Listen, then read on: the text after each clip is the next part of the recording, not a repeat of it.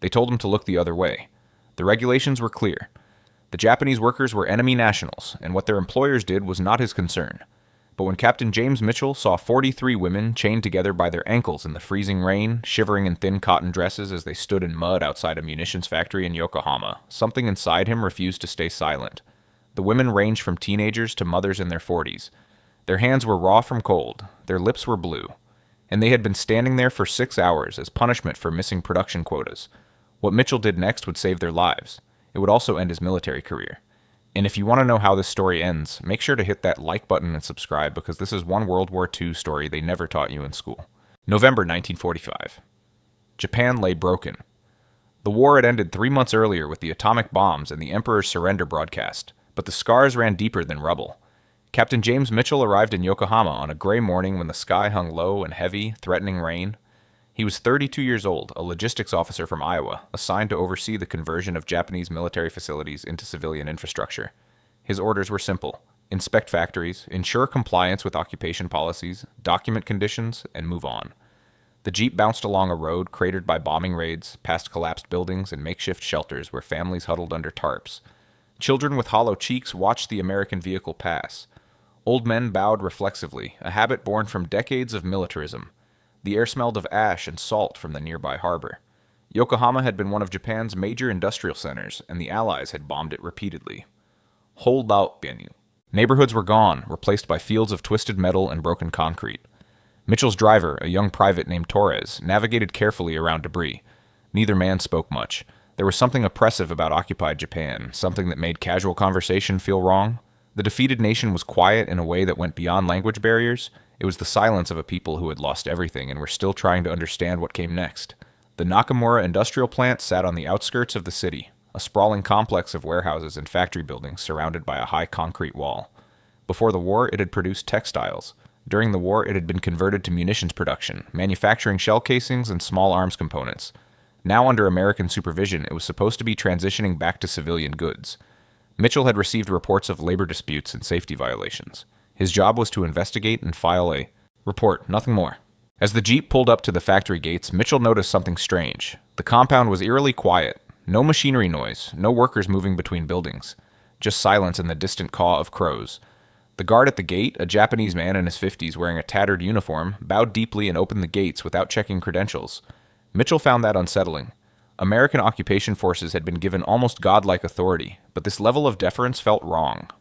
The factory manager, Mr. Tanaka, met them at the main office. He was a thin man with wire-rimmed glasses and a nervous energy that showed in his constant hand-wringing. He spoke broken English, supplemented by a younger interpreter who introduced herself as Miss Sato. She was perhaps 25, dressed in Western-style clothing that had seen better days. Her English was excellent, learned, she explained, from missionary teachers before the war. Tanaka led Mitchell on a tour of the facility. The factory floor was vast, filled with rows of machines now sitting idle. The air inside smelled of machine oil and metal. Dust motes floated in the gray light that filtered through high windows, many of them broken and covered with tarps. The building was cold. Mitchell could see his breath. But what struck Mitchell most was the absence of workers. The factory employed over 200 people, according to the records, most of them women. Where was everyone? Tanaka explained in rapid Japanese, with Miss Sato translating, that production had been halted temporarily due to equipment maintenance. The workers were on break. Mitchell nodded but made a mental note. Something felt off. As they walked through the facility, Mitchell asked about worker conditions, pay rates, safety protocols. Tanaka answered in vague terms, always deferring to regulations, always emphasizing compliance. Miss Sato translated with a neutral expression that gave nothing away. But Mitchell, who had spent years managing supply lines and dealing with military bureaucracy, knew evasion when he heard it. Then the rain started. It came suddenly, as November rains often did in Japan, a cold downpour that drummed against the factory roof and turned the compound's dirt paths into rivers of mud. Mitchell asked if they could see the worker dormitories, as his inspection checklist required. Tanaka hesitated, exchanged a glance with Miss Sato, then agreed with obvious reluctance. They exited through a side door, huddling under umbrellas as they crossed the compound. The rain was bitter cold, more sleet than water, the kind that soaked through clothing in seconds. Mitchell pulled his coat tighter. Torres followed behind, silent and watchful. They rounded the corner of a warehouse, heading toward a cluster of low buildings that served as worker housing. And that's when Mitchell saw them. Wait. The scene that unfolded before his eyes was something no amount of training could have prepared him for. It was something that would haunt him for the rest of his life, and force him to choose between following orders and following his conscience. In an open area between two warehouses, exposed to the full force of the freezing rain, stood 43 women. They were arranged in a line, and as Mitchell got closer, he realized with growing horror that they were chained together. Heavy iron shackles encircled their ankles, connected by thick chains that ran from woman to woman. The chains were old, rusted, the kind that might have been used for prisoners or cargo. The women stood in mud that came up to their ankles, their thin cotton work dresses soaked through, clinging to their bodies. They shivered uncontrollably. Some were crying silently, tears mixing with rain on their faces. Others stared straight ahead with blank expressions, as if they had retreated somewhere deep inside themselves to escape the cold. The youngest couldn't have been more than 16. She was tiny, barely 5 feet tall, with hair plastered to her skull. She held her arms wrapped around herself, trying desperately to retain some warmth. Next to her stood an older woman, perhaps in her 40s, who kept her arm around the girl's shoulders. The gesture was protective, maternal, heartbreaking in its futility. Both were shaking so hard their teeth chattered audibly even over the sound of the rain. Mitchell stopped dead. His umbrella hung forgotten in his hand, rain running down his face. He stared at the scene, his mind struggling to process what he was seeing. This was Japan in 1945 under American occupation, under rules that were supposed to prevent exactly this kind of thing. How was this possible? How was this happening? He turned to Tanaka, his voice tight with controlled fury. "What is this?" Tanaka's face remained impassive. He launched into an explanation in Japanese, rapid and defensive. Miss Sato translated, her voice flat and emotionless, but Mitchell noticed her hands were trembling. These workers, she said, had failed to meet their production quotas 3 days in a row, under factory discipline policies approved before. The occupation, they were being punished with exposure duty. They would remain outside until the end of the work shift. It was standard practice. It had always been done this way. Mitchell felt something cold and sharp settle in his stomach. Standard practice. They said it like it was normal, like chaining women together in freezing rain was just another day at the factory. He asked how long they had been standing there. 6 hours, Miss Sato answered, translating Tanaka's response. They had been brought out at 7 in the morning. It was now past 1 in the afternoon. 6 hours in near-freezing rain. 6 hours standing in mud. 6 hours chained like animals. Private Torres had moved closer to the women. He was young, maybe 21, and Mitchell could see the horror on his face. One of the women near the end of the line had collapsed to her knees. She was conscious, but barely, her eyes half closed, her lips an alarming shade of blue. The women on either side of her tried to hold her up, but they were too weak themselves, and the chains made movement difficult. They were pulling against each other, a macabre dance of survival where one person's collapse threatened to drag others down. Mitchell looked at their faces. Really looked. Each one was a person. Each one had a name, a family, a life that had led them to this moment. There was a woman with a scar across her cheek, old and faded, another with delicate features that might have been beautiful before exhaustion and cold had hollowed them out. One woman was pregnant, her belly showing even through the soaked dress. She swayed slightly on the edge of fainting. How was this happening? How had it come to this? Mitchell turned back to Tanaka, and this time he didn't try to keep the anger out of his voice. This stops now. Get them inside. Remove the chains. Tanaka's eyes widened behind his glasses. He started to protest, speaking rapidly in Japanese. Miss Sato translated, but her voice wavered. Mr. Tanaka says this is internal factory discipline.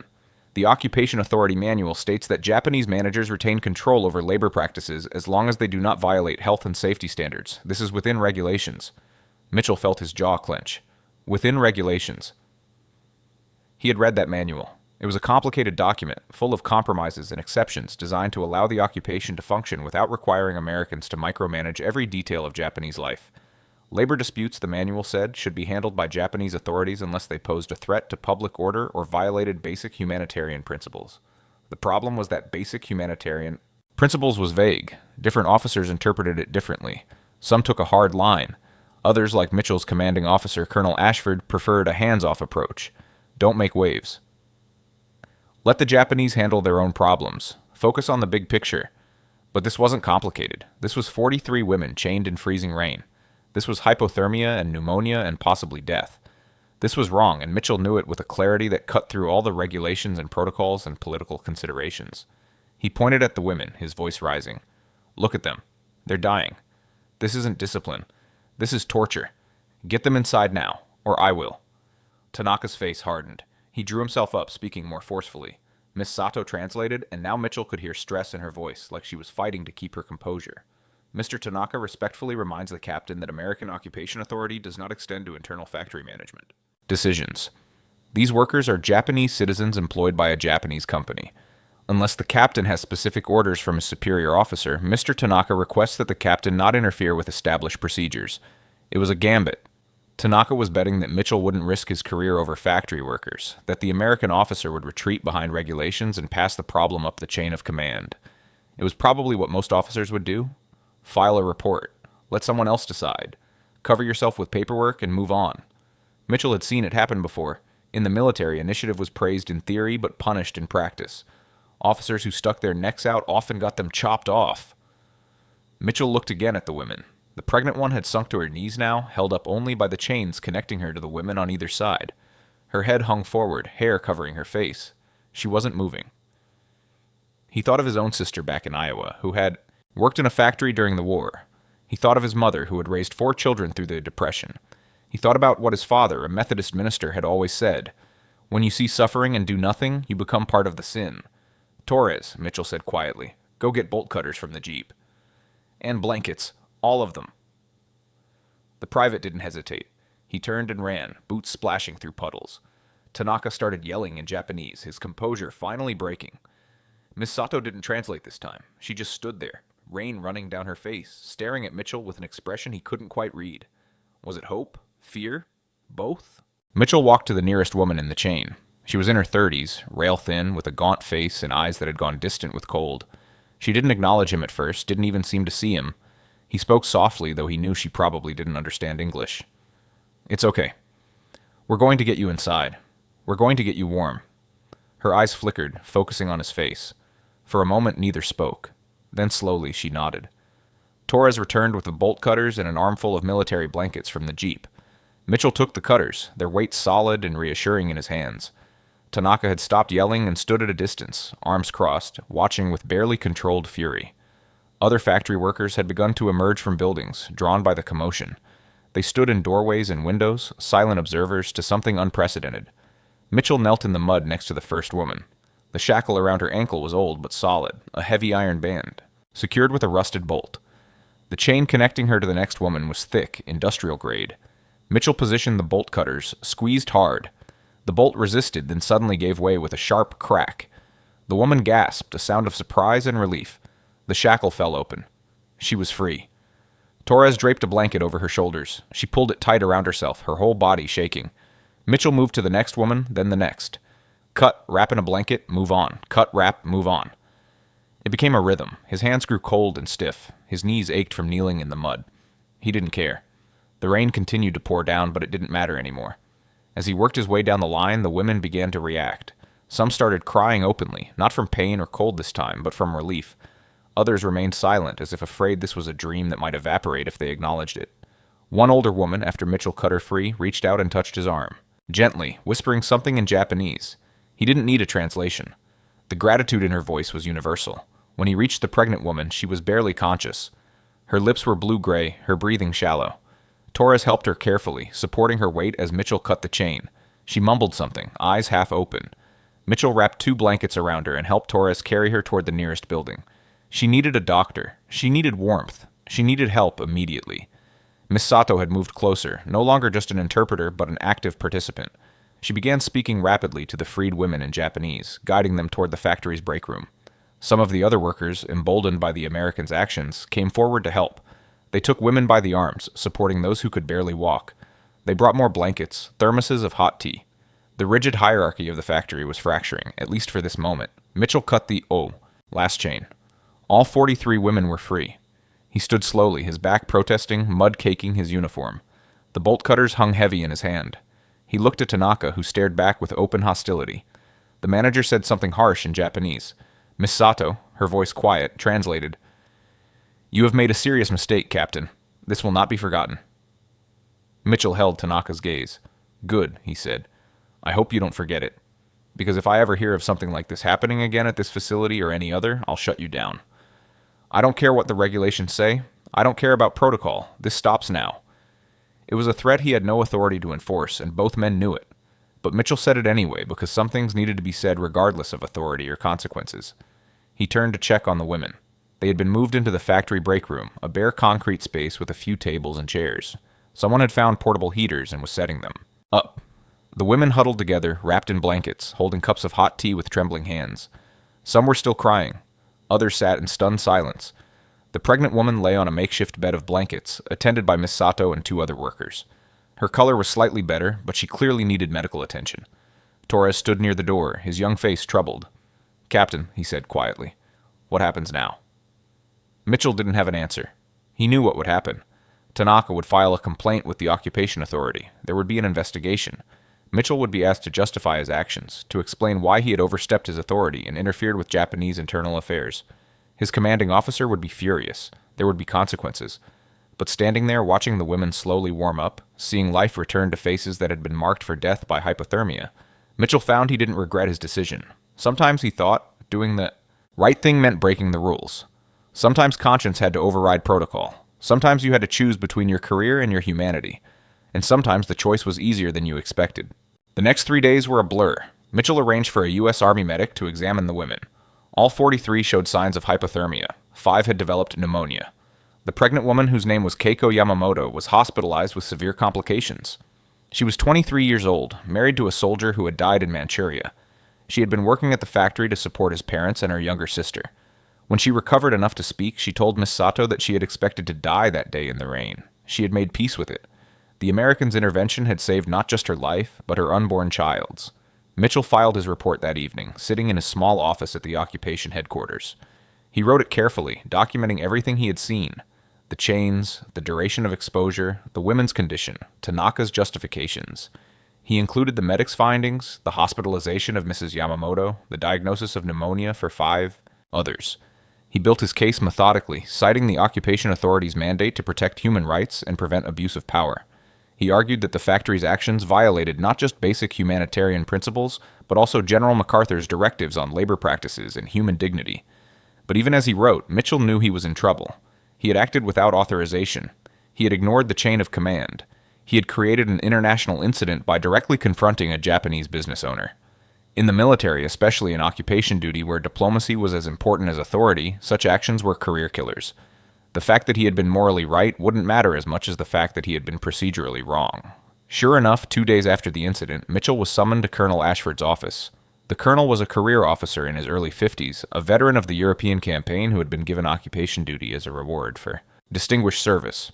He was competent but cautious, the kind of officer who valued stability over justice, who preferred to work within systems rather than challenge them. He sat behind his desk, Mitchell's report in front of him, his expression stern. "Captain Mitchell," he said without preamble, "I've received a formal complaint from the Nakamura industrial plant. They claim you exceeded your authority, interfered with legitimate business operations, and damaged their property.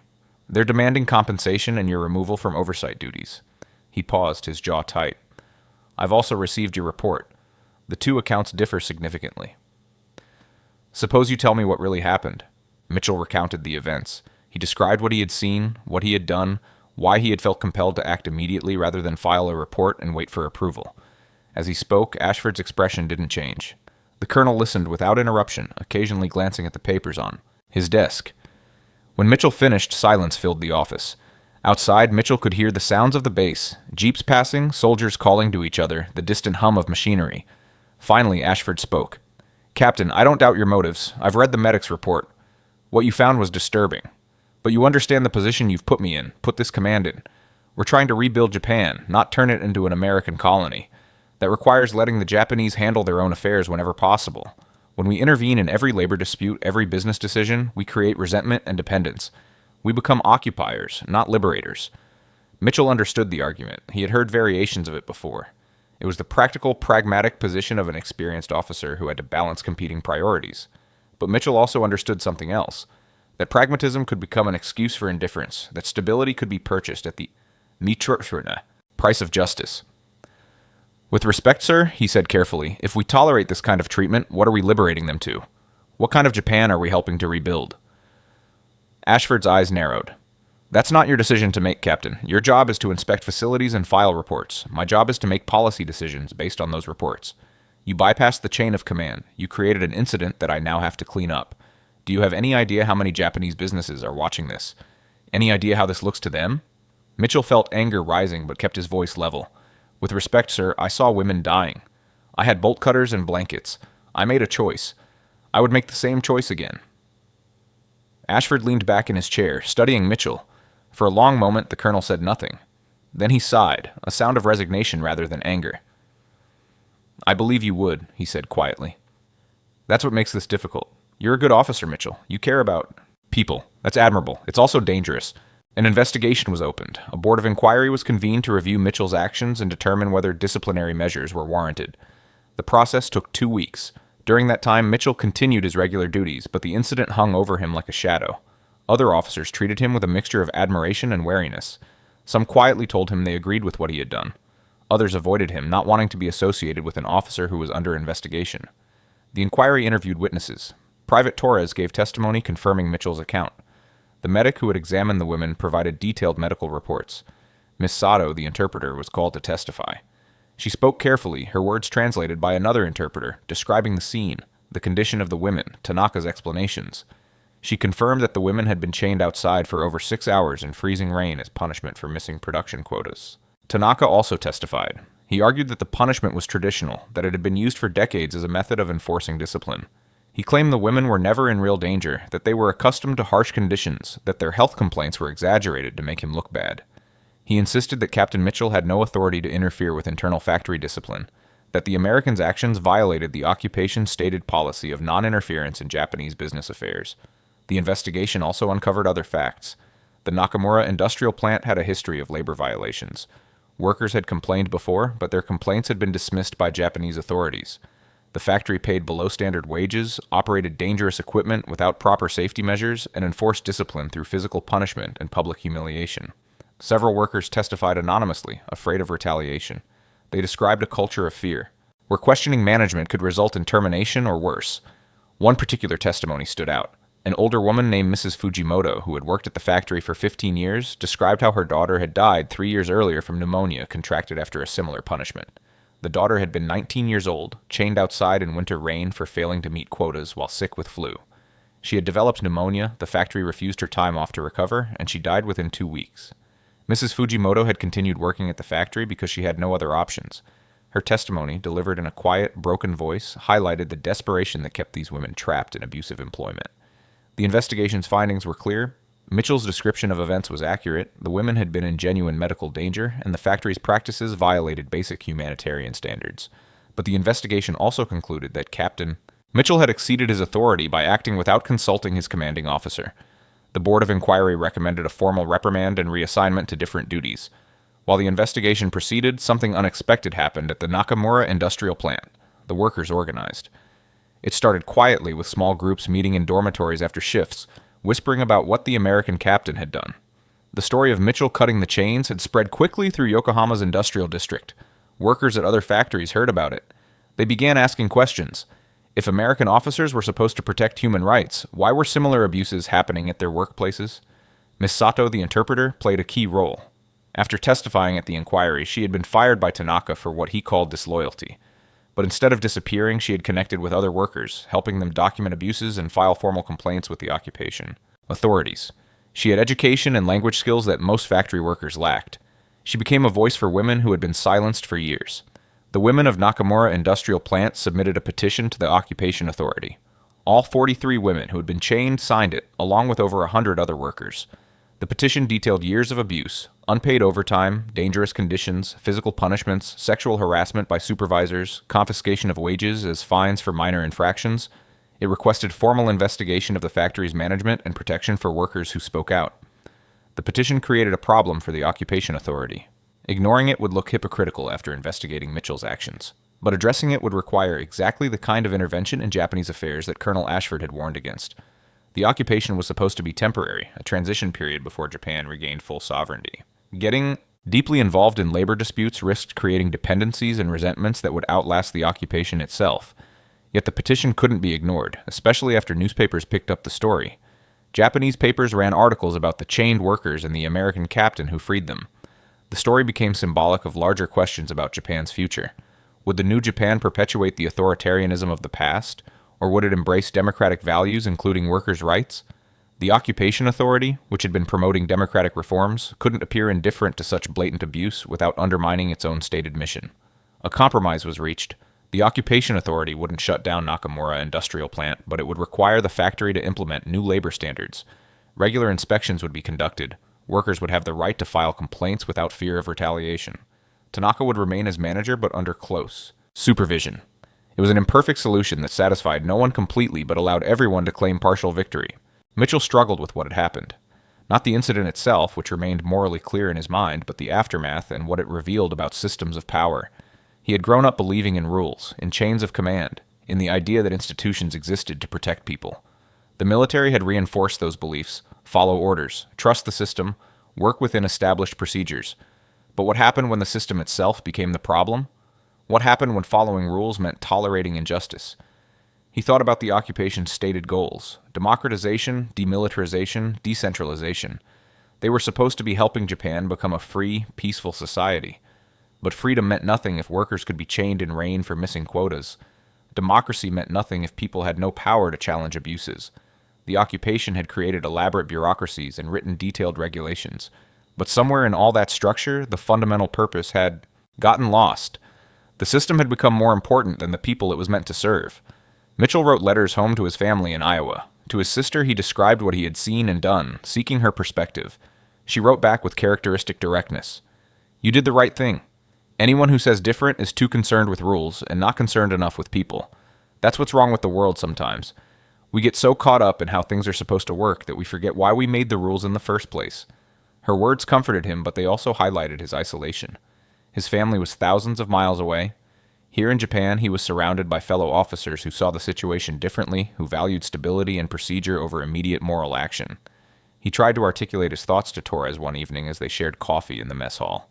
The private had been quieter since the incident, troubled by what he had witnessed. "Captain Torres," said hesitantly, "why didn't more people care? We told other officers what we saw. Most just shrugged, said it wasn't our problem. How do people see something like that and just walk away?" Mitchell didn't have a good answer. He suspected it had to do with emotional distance, with the ability to categorize suffering as someone else's problem, with the ease of hiding behind regulations when confronting injustice would be uncomfortable. It was easier, Mitchell realized, to be cruel through inaction than through action. Tanaka had chained the women deliberately with intent, but Ashford and the occupation bureaucracy had allowed such conditions to continue through indifference, through prioritizing stability over justice, through the passive decision not to look too closely at what happened inside Japanese factories. Both were forms of cruelty, but one was easier to justify because it hid behind procedure and pragmatism. For the women of Nakamura Industrial Plant, Mitchell's intervention had sparked something beyond immediate relief. It had shown them that resistance was possible, that authority could be challenged, that they were not completely powerless. Before the incident, they had accepted their treatment with the resignation of people who believed they had no alternatives. They worked in the factory because they needed money to survive. They endured abuse because complaining seemed pointless. The war had destroyed so much, had killed so many, that simply being alive seemed like enough. Expecting dignity or fair treatment felt greedy. But watching an American officer cut their chains, watching him risk his career to help them, had created a crack in that resignation. If a foreigner cared enough to help, maybe they should care enough to help themselves. The realization was gradual and frightening. Standing up to management meant risking everything. Factory jobs were scarce. Families depended on their wages. Speaking out could mean unemployment, blacklisting, hunger for those who relied on them. Yet the alternative was equally grim.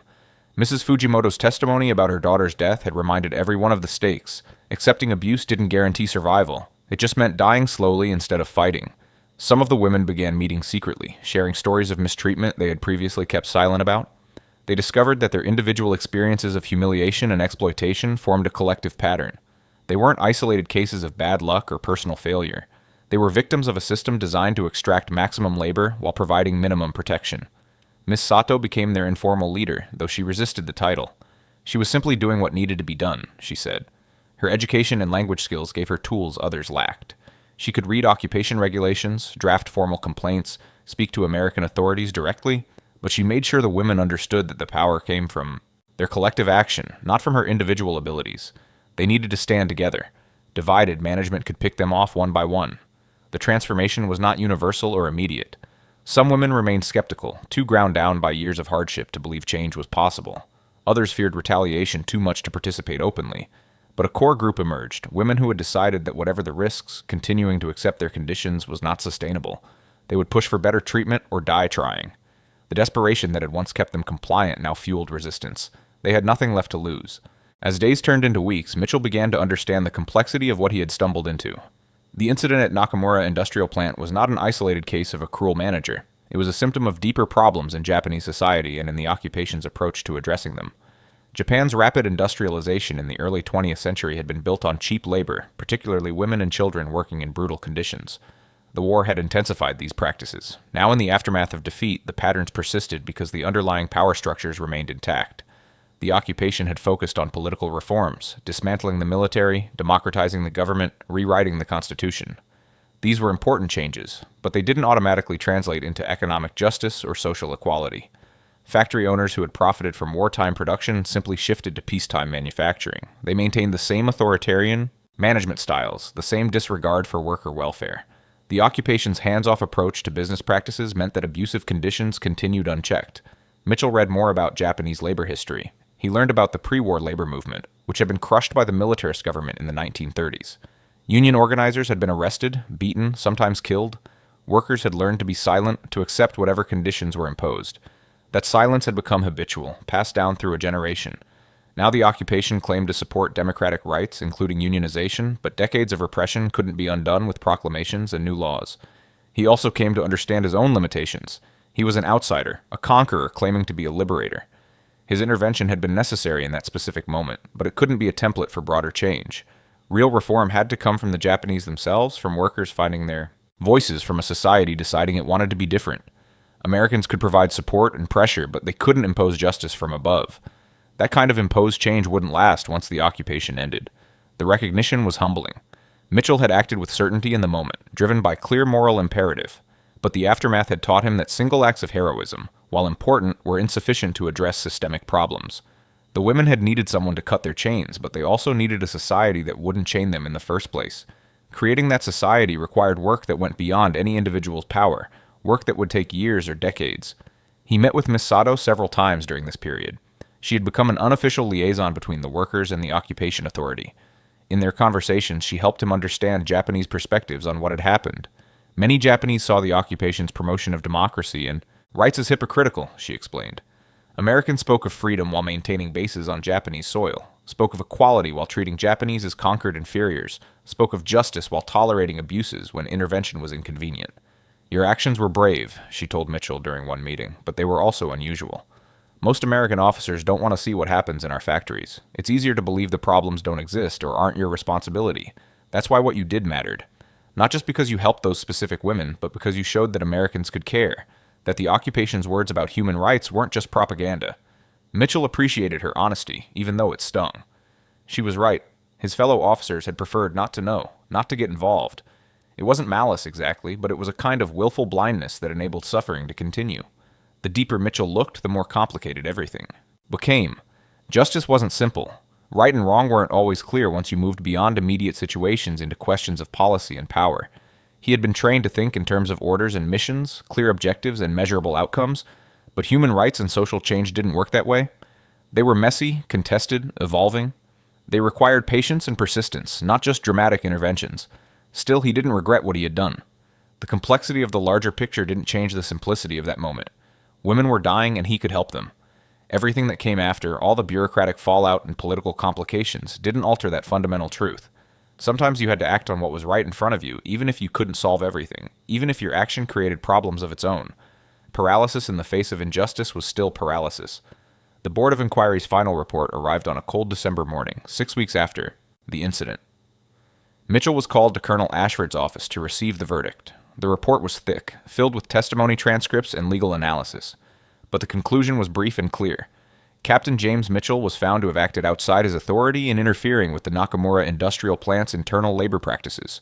While the board acknowledged that the women had been in medical danger, it concluded that Captain Mitchell should have reported the situation and waited for authorization before acting. His immediate intervention, while morally motivated, set a problematic precedent for occupation authority. The recommended punishment was a formal reprimand and demotion. Captain Mitchell would be reduced in rank to first lieutenant and reassigned to administrative duties where he would have no direct contact with Japanese civilians. The reprimand would become part of his permanent record, effectively ending any hope of promotion or advancement. It was a career-ending blow delivered with bureaucratic precision. Colonel Ashford delivered the news with obvious discomfort. The colonel had signed off on the report's recommendations, but he took no pleasure in it. Captain, I want you to know that this decision wasn't easy. I personally believe you acted with the best intentions, but we're not just individuals here. We're representatives of the United States military and the occupation authority. We have to maintain discipline and respect for protocols, even when those protocols feel inadequate.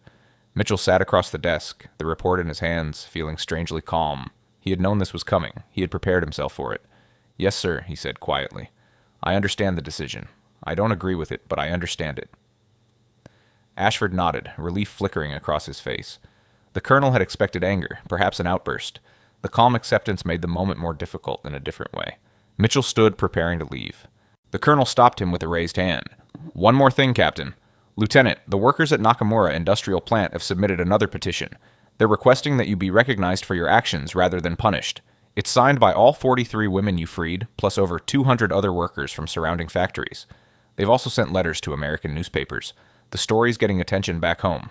Mitchell was surprised. He hadn't expected that. He hadn't thought about his actions in terms of recognition or reward. He had simply done what needed doing. The fact that the women were organizing, were speaking out, was more gratifying than any official commendation could have been. That meant something permanent might come from this, something beyond the immediate rescue. Sir, with respect, that changes nothing for me. I would do the same thing again. The women's support means a great deal, but it doesn't change the fact that I broke protocol. The Yokburpu military has to function on discipline and chain of command. I understand why you made this decision. Ashford studied him for a long moment. You're a strange man, Mitchell. Most officers would be fighting this, filing appeals, making noise. You're just accepting it. Mitchell shrugged slightly. Fighting won't change anything, sir. And honestly, I'm more concerned about what happens to those women than what happens to my career. The colonel's expression softened. That's why this is so damn difficult. You're being punished for caring too much. That doesn't sit well with me. But I have my orders too. The occupation authority wants to send a message that officers can't act unilaterally, even with good intentions. They're worried about setting precedents, about maintaining control. Mitchell nodded. I understand, sir. It's politics. It's always politics. Ashford didn't deny it. He just sighed and extended his hand. You're a good man, Lieutenant Mitchell. The military is losing something valuable here. They shook hands. Mitchell saluted, turned, and walked out of the office. In the hallway, Private Torres was waiting. The young soldier had heard rumors about the verdict. When he saw Mitchell's face, he knew. Captain, I'm sorry. This is wrong. Mitchell managed a small smile. It's Lieutenant now. And it's not wrong, Torres. It's just how things work sometimes. You do the right thing, you pay the price. That doesn't make the right thing less right. It just means the system values order over justice sometimes. Torres looked troubled. Then what's the point? If doing right gets you punished, why bother? Mitchell considered the question seriously. Because the alternative is worse. Because those women are alive, and they wouldn't be if I had followed protocol. Because sometimes you have to decide what matters more. Your career or your conscience. I chose conscience. I'd choose it again. That has to be enough. The demotion became official the next day.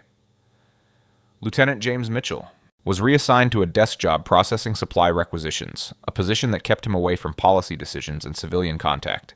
It was a punishment disguised as a routine transfer, a way to sideline him without creating more controversy. He moved his few possessions to a smaller quarters, adjusted his mindset to the new reality, and tried to figure out what came next. But something unexpected happened. The story of the chained women and the demoted officer spread beyond Yokohama. American newspapers picked it up. Veterans groups debated it. Some praised Mitchell as a hero who had acted on America's stated values. Others criticized him for insubordination and creating diplomatic problems. The debate itself kept the issue of labor conditions in occupied Japan in the public eye, which made it harder for the occupation authority to ignore. More importantly, the women at Nakamura Industrial Plant and other factories took inspiration from the attention. They organized more openly, filed more complaints, demanded better conditions. Miss Sato became a prominent labor activist, working with emerging unions to push for reforms. The occupation authority, under pressure from both Japanese workers and American public opinion, began taking labor violations more seriously. New regulations were implemented, inspections became more thorough. Abusive practices that had been tolerated became grounds for penalties. Mitchell watched these developments from his desk job with quiet satisfaction. His career was over, but the cause he had accidentally championed was advancing. The women he had freed were becoming agents of their own liberation. That mattered more than rank or commendations. He had sparked something, and others were carrying it forward. That was enough. It had to be enough. Mitchell's demotion and reassignment became final in January 1946. He spent the next 8 months in Japan, working his administrative job and watching from a distance as the labor reform movement grew. He was no longer an active participant, but he followed the developments closely. The Nakamura industrial plant implemented new policies under pressure from occupation authorities and worker organizing. Tanaka was eventually removed as manager after additional violations were documented.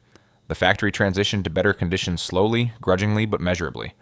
In August 1946, Mitchell received orders to return to the United States. The occupation was entering a new phase, and his services were no longer needed. He felt no particular sadness about leaving. Japan had changed him in ways he was still processing. He had learned difficult lessons about power, justice, and the limitations of individual action. He had seen both the best and worst of human nature, often in the same institutions and sometimes in the same people. Before he left, he received visitors. Miss Sato came to his office, bringing with her 3 of the women he had freed from the chains. They presented him with a gift, a hand-sewn banner with messages of gratitude written in Japanese and English. The English message read, "You showed us that resistance is possible. We will never forget." Mitchell was deeply moved. He thanked them, told them he was proud of what they had accomplished, told them to keep fighting for better conditions. Miss Sato bowed formally. "You gave us more than freedom that day, Captain. You gave us hope. Hope is the most dangerous weapon against oppression." Torres also came to say goodbye. The private had been affected by the incident too, Mitchell realized. Torres had witnessed injustice and seen it confronted.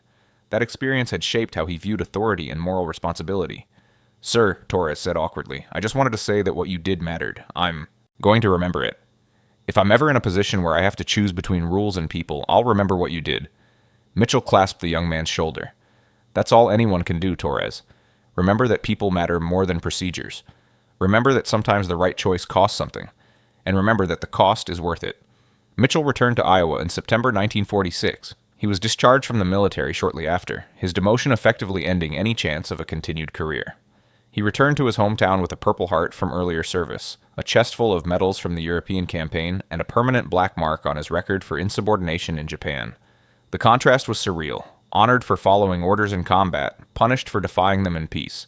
His family welcomed him home with relief and pride. His father, the Methodist minister, listened to the story of what had happened in Yokohama. When Mitchell finished, his father was quiet for a long moment. Then he said simply, "You did what Jesus would have done. You saw suffering and you stopped it.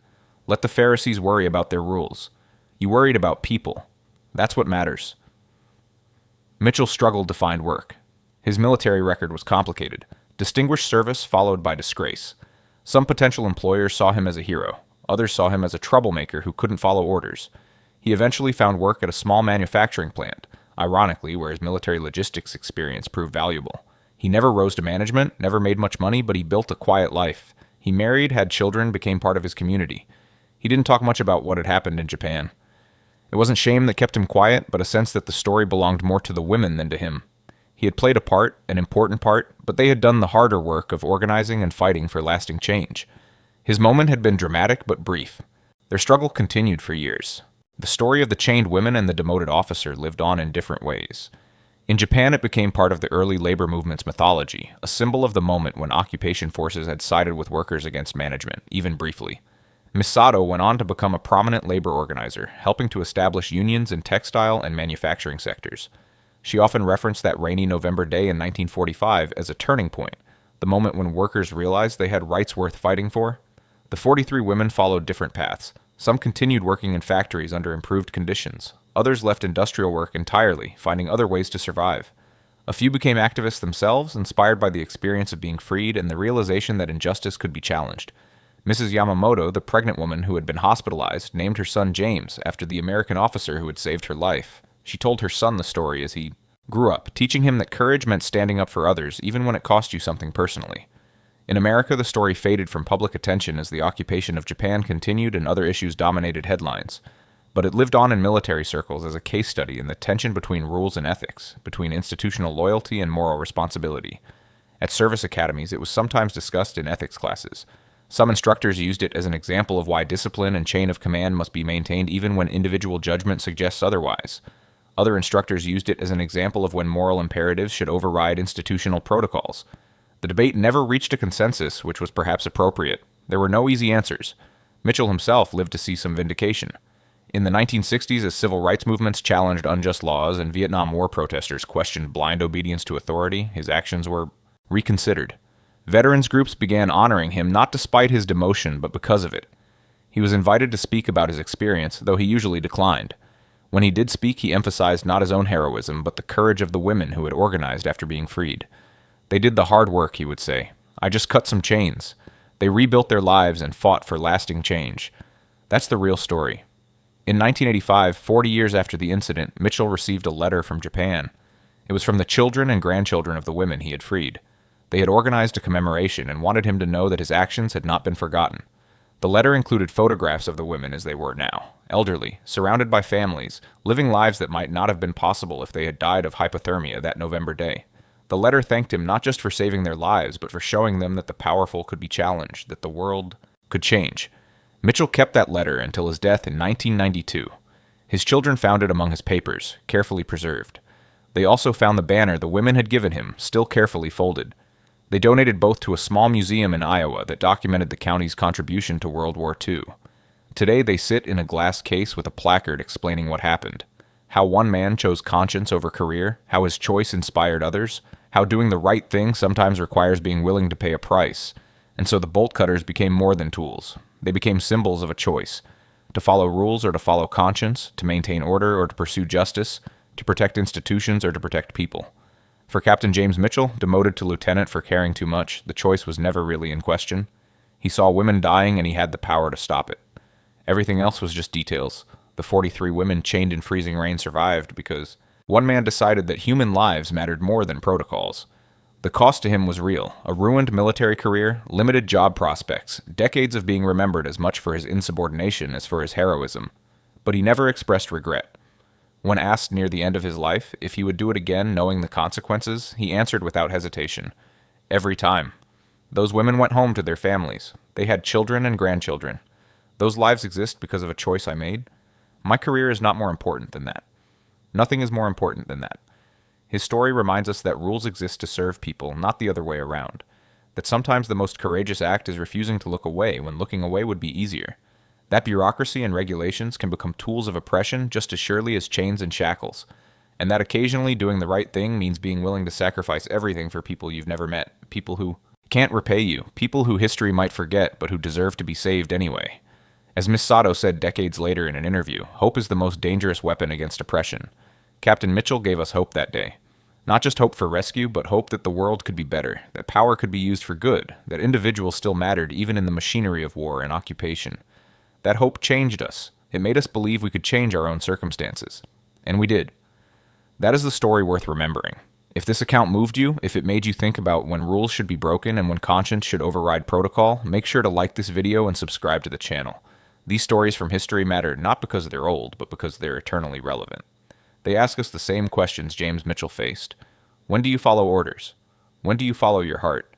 And what are you willing to sacrifice for the answer? The chains were cut. The women survived. The officer was demoted. And the lesson remains. Sometimes the measure of our humanity is not in how well we follow rules, but in when we're brave enough to break them.